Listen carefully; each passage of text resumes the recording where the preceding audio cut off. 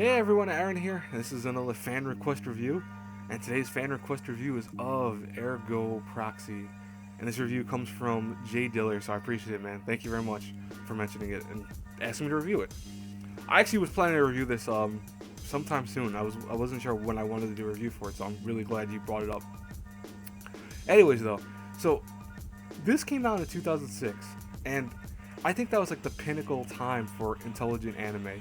You had stuff like Boogie Bot Phantom coming out, Serial Experiments Lane, Techno Lies, what else? Ergo Proxy, of course, Paranoia Agent. You had those really intelligent, kind of mind-warping type anime that came out, and they were really cool. They were something different. And then you have nowadays where you have a lot of harems and fan service galore type shows. And I'm not saying there's anything wrong with those anime that come out nowadays. There's plenty of anime that are great nowadays, especially. But I'm just saying that they're missing a lot of shows are missing that intelligence factor. And I think as time goes by, hopefully it comes back again. But right now, we're in the kind of age of just fan service again. It's not a big deal, but it's just something that I noticed personally. And I think a lot of people, if you agree with me or disagree with me, put it in the comments below. Go, hey, I disagree. I think there's this and this anime. And I know this, trust me, I know there's intelligent anime out there even now. There really is. I'm just saying that there's a lot less than there used to be. There was one time where you started seeing stuff pop up left and right.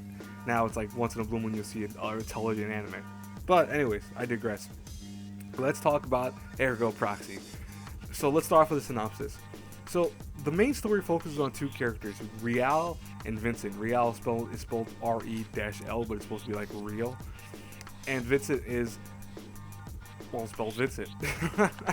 But anyways, Real is an intelligence agent that works for a place called the Ramadal, which is actually the main focal point of the story initially, where it's just everything seems to be really working very well for everyone. Everyone is happy, wealthy.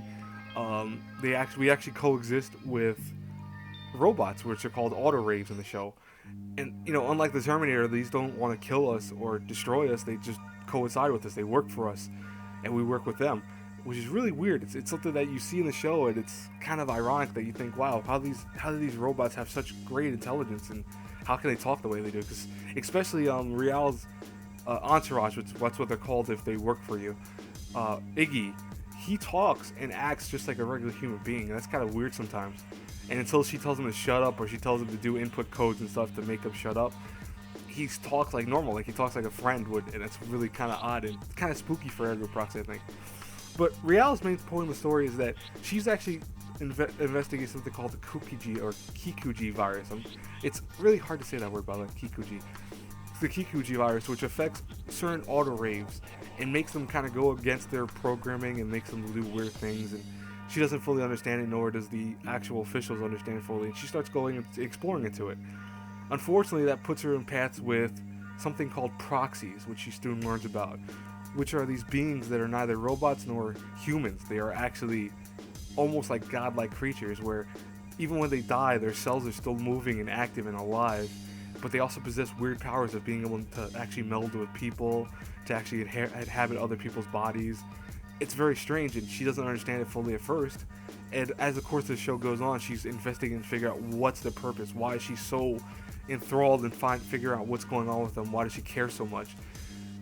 And she also starts learning that because she's starting to mess with that and trying to figure out what's going on behind the scenes, certain people are looking at her now with kind of vigorous intent to make sure she stops investigating them. And that's where her problems come into the story.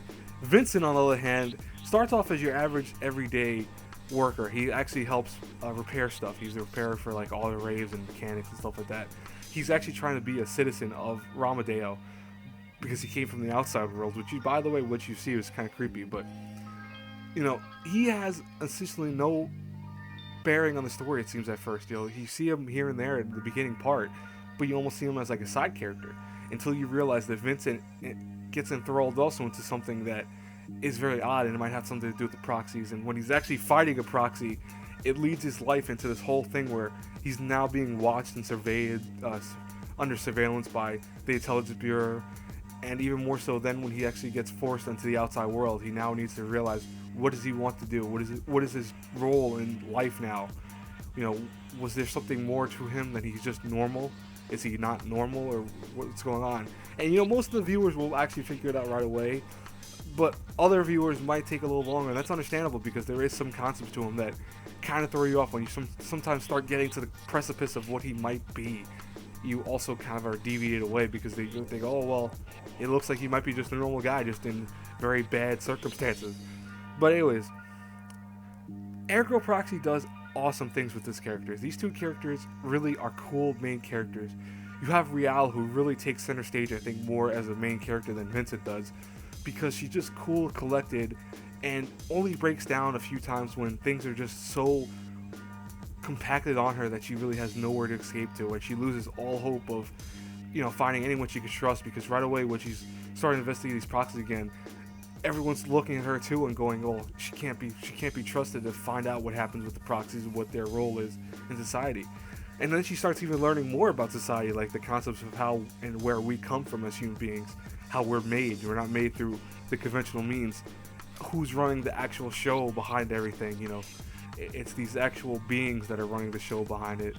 It's very all weird and creepy, but it's so awesome to see because it's just something that it keeps you enthralled. It keeps you thinking about who's this, who's that, what is their role in the story overall. And it's something you won't find out right away. You're going to find it out eventually, but you won't find it out immediately. It's not going to snap yet until you start seeing it happen over the course of the 23 episodes that are presented to you. Same with Vincent, I think. Vincent is a great main character because his monologuing is awesome. He really talks like a normal person trying to be something in this world. And I think a lot of people, if you lose your way, will actually understand him and empathize with him because you're like, wow, he talks just like I did at one point. Go, oh, that's how I felt at one point. It's really cool. I think it's a really, really nice thing. And I love any show or any sci-fi, it doesn't matter what type of medium, that explores not from just the grander scale as the observer. Like you see everything unfold in front of your eyes. That's cool. But more so you see from the eyes of the characters that are presented to you. So you see it from Ariel's eyes, you see it from Vincent's eyes.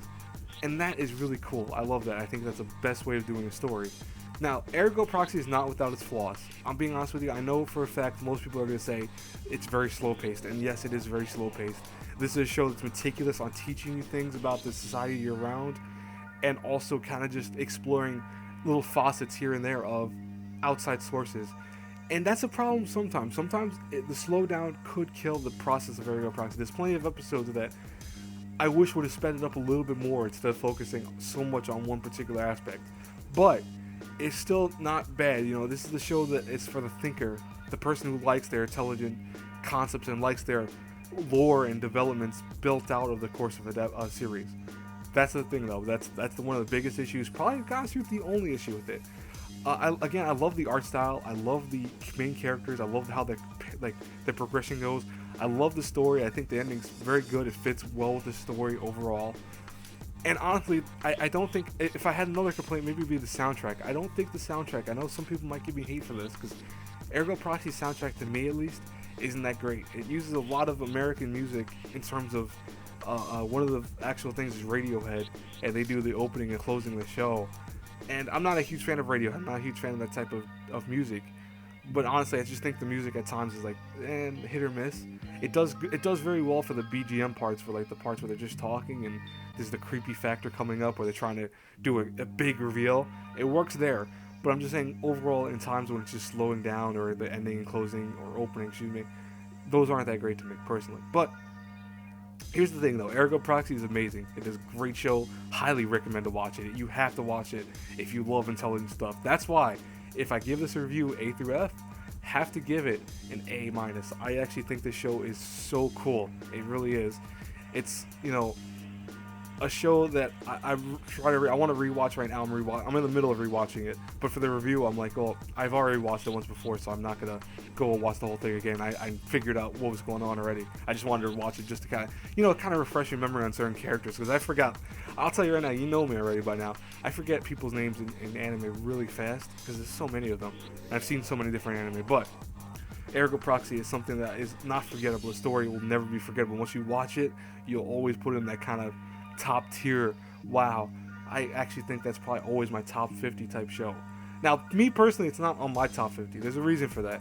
It's just more so because Ergo Proxy got pushed off to it. It's my top 100, but originally when I watched it, it wasn't my top 30, I think, and when I watched it when I was younger. but I just watched other shows that just kind of pushed it to the side, and it pushed it out. But it's still on my top 100 because it's still an amazing show, definitely. But anyways, guys, that's it for this review. I hope you guys enjoyed it. Jay Diller, I hope you liked it. Please, anyone, give me more fan requests. It really helps me out a lot. Please like, comment, subscribe. Also helps me out a lot. And as always, until our paths cross again in the next review, have a good one, everyone. Bye.